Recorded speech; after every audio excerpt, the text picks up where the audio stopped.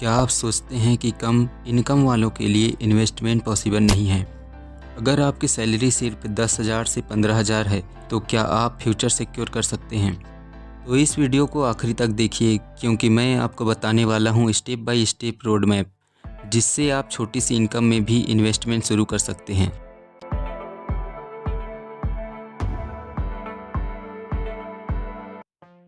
Investment शुरू करने के लिए हाई इनकम जरूरी नहीं। चलिए एक एग्जाम्पल से समझते हैं।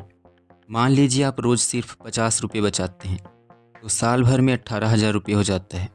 मतलब कि कंसिस्टेंसी छोटी इनकम को भी बड़ी वेल्थ में बदल सकती है। क्या आपने कभी सोचा है कि आपकी सैलरी का कितना हिस्सा बचत होना चाहिए?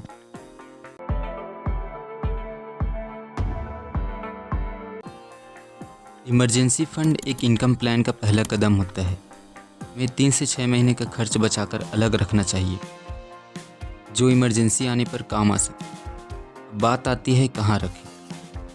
आप चाहें तो saving account, D, liquid fund, liquid mutual fund में रख सकते हैं। उससे पहले हमें इमरजेंसी फंड क्या है इसे समझना चाहिए। अगर आपका मंथली खर्च 10,000 है तो कम से कम 30 से 50,000 इमरजेंसी फंड होना चाहिए। इससे अचानक खर्च आने पर लोन लेने की ज़रूरत नहीं पड़ेगी।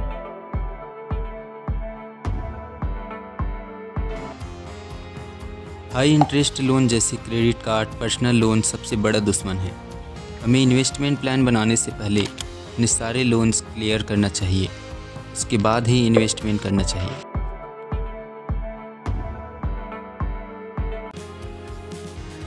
अब बात करते हैं इंश्योरेंस की, जैसे टर्म इंश्योरेंस। ये लो प्रीमियम है और परिवार सिक्योर। हेल्थ इंश्योरेंस, इससे मेडिकल इमरजेंसी आने पर सेविंग नहीं टूटेगी। चलिए लो इनकम वालों के लिए गवर्नमेंट स्कीम भी देख लेते हैं, जैसे पीएम सुकन्या योजना, जैसे पीएम सुरक्षा बीमा योजना, पीएम जीवन ज्योति बीमा योजना, आयुष्मान भारत कार्ड। इसका भी हमें लाभ लेना चाहिए।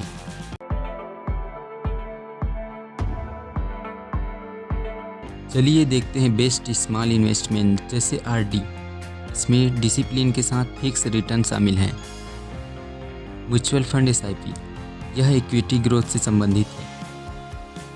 आप 100 से या 500 से शुरू कर सकते हैं, जैसे मैंने किया है। पीपीएफ यानी पब्लिक प्रोविडेंट फंड, यह लॉन्ग टर्म वेल्थ के लिए है।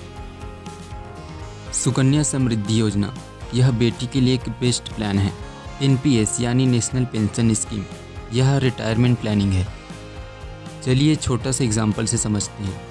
अगर आप सिर्फ 30 रुपये रोज़ बचाते हैं तो महीने के 900 एसआईपी बन सकते हैं। क्या आपने कभी सोचा है कि इतना छोटा अमाउंट भी करोड़ों का बेस बन सकता है?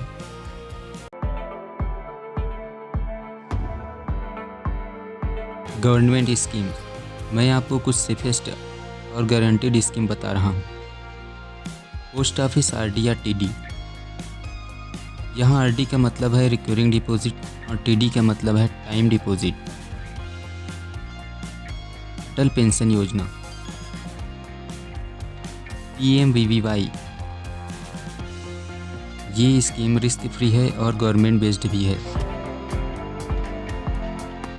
अब देखते हैं बजट एंड इनकम ग्रोथ। हमें बजट और इनकम ग्रोथ के लिए 50-30-20 रेशियो रूल का यूज़ करना चाहिए, जिसमें 50% नीड्स में, 30% वांट्स में और 20% सेविंग या इन्वेस्टमेंट में यूज़ हो।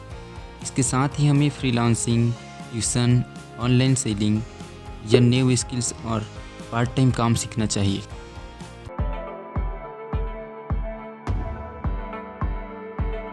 आपको यह समझना होगा कि इन्वेस्टमेंट एक मैराथन है, रेस नहीं।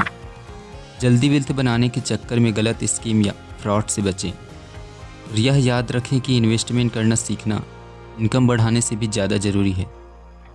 तो साथियों, यह याद रखें कि हाई इनकम ज़रूरी नहीं, सही प्लानिंग और कंसिस्टेंसी ही आपको फाइनेंशियल फ्रीडम तक पहुंचाती है।